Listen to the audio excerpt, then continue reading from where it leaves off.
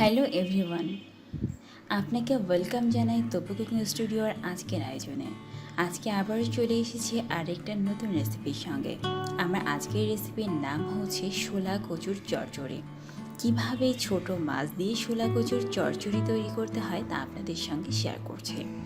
আশা করবো আমার আজকের রেসিপিটা আপনাদের সবার ভালো লাগবে। চলুন তাহলে দেখে নেওয়া যাক আমার আজকের রেসিপির পুরো প্রসেসটা। আমার আজকের রেসিপির জন্য আমি এখানে ছোট মাছটাকে আগে থেকে লবণ এবং হালকা করে হলুদ গুঁড়া দিয়ে মাখিয়ে রেখেছিলাম। আর এদিকে নিয়ে নিয়েছি শোলা কচুটাকে গ্রেটার দিয়ে গ্রেট করে। আপনারা চাইলে হাত দিয়েও কুচি করে নিতে পারতেন, তবে গ্রেটার দিয়ে গ্রেট করলেই খুব তাড়াতাড়ি গ্রেট করাটা হয়ে যায়। এদিকে নিয়েছি কুচি করে রাখা একটা বড় পেঁয়াজ কুচি। রেসিপিটা তৈরির সর্বপ্রথম আমি মাছটাকে লালচে বর্ণ করে ভেজে নেব। এই জন্য অলরেডি ফ্রাই প্যানে মাছগুলো দিতে শুরু করেছি। একদম লালচে ব্রাউন কালার করে মাছটাকে ভেজে নিতে হবে। যেমনটা করে আমরা মাছকে ভাজা খাই ঠিক সেই প্রসেসেই কিন্তু মাছটাকে ভেজে নিতে হবে। তাহলে কিন্তু মাছটা দেখতেও যতটা সুন্দর লাগবে, খেতেও অনেক মজা লাগবে। ধীরে ধীরে কিন্তু আমি সব মাছগুলোকেই প্যানে দিয়ে দিয়েছি। যখন মাছের এক পাশটা লালচে ব্রাউন কালার হয়ে যাবে, ঠিক তখনই আবার পাশটাকে উল্টিয়ে দিচ্ছি। এখন একটা কাঁটা চামচের সাহায্যে মাছটাকে উল্টিয়ে দিচ্ছি, যাতে অতি সহজেই মাছটাকে আমি উল্টাতে পারি। এভাবে ধীরে ধীরে আমি সব মাছকেই উল্টিয়ে পাল্টিয়ে ভাজবো। যখন মাছ থেকে দুপাশে কালারটাই লালচে ব্রাউন কালার হয়ে যাবে এবং মাছটা হবে অনেকটাই মুচমুচে, তখনই কিন্তু আমি মাছটাকে সার্ভিং বলে নামিয়ে নেব। যতক্ষণ পর্যন্ত আমার মাছটার কালার লালচে ব্রাউন কালার না হচ্ছে, ঠিক ততক্ষণ পর্যন্ত এই প্রসেসে আমি মাছটাকে ভেজে নিয়েছি। এভাবে ধীরে ধীরে উল্টিয়ে পাল্টিয়ে মাছটাকে লালচে ব্রাউন কালার করে ভেজে নিতে হবে।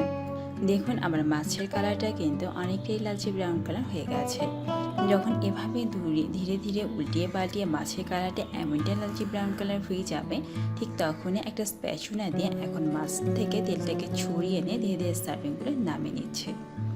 মাছ থেকে তোলার পর যে অবশিষ্ট তেলটা রয়ে যাবে, এই অবশিষ্ট তেলের মধ্যে আমি আরও কিছুটা তেল অ্যাড করব। তারপর এর মধ্যে দিয়ে দিলাম ফ্রন। আমি এখানে গোটা জিরা ইউজ করেছি। দিয়ে দিলাম গ্রেট করে রাখা শোলা কচুটাকে। খুব অল্প উপকরণে কিন্তু রেসিপিটাকে তৈরি করা যায় আর খেতেও অনেক মজা। দিয়ে দিচ্ছি স্বাদ মতো লবণ। লবণটা আপনারা আপনাদের স্বাদ মতো অ্যাডজাস্ট করে নেবেন। দিয়ে দিচ্ছি সামান্য হলুদ গুঁড়া, দিয়ে দিলাম পরিমাণ মতো মরিচের গুঁড়া।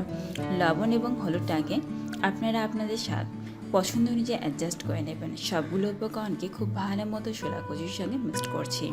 এভাবে ধীরে ধীরে খুব ভালো মতো শোলা কচুর সঙ্গে সব উপকরণগুলোকে মিক্সড করে নিচ্ছি।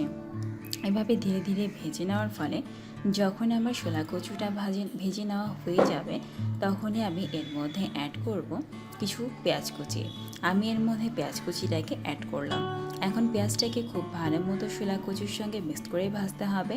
আর পেঁয়াজটাকে যেহেতু একটু পরে দিলাম, এই জন্য একটু টাইম নিয়ে পেঁয়াজটাকে ভেজে নিতে হবে। যতক্ষণ পর্যন্ত আমার পেঁয়াজটা ভেজে নেওয়া না হচ্ছে, ঠিক ততক্ষণ পর্যন্ত এই প্রসেসেই ভাজতে থাকতে হবে।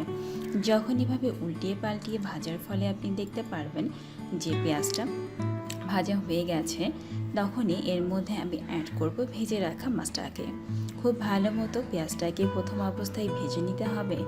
যখন শোলা কচুর চড়চড়িটা একদমই হয়ে যাবে, ঠিক তখন আপনি চাইলে গ্যাসের চুলাটা অফ করে দিয়েও মাছটাকে মিক্সড করতে পারেন। কারণ আমি এখানে একদম ভাজা মাছ ইউজ করব। যখন চড়চড়িটা হয়ে যাবে, আমি এখন গ্যাসের চুলাটাকে অফ করে দিয়ে এখন ভাজা মাছগুলোকে চড়চড়ির সঙ্গে মিক্সড করে দেব।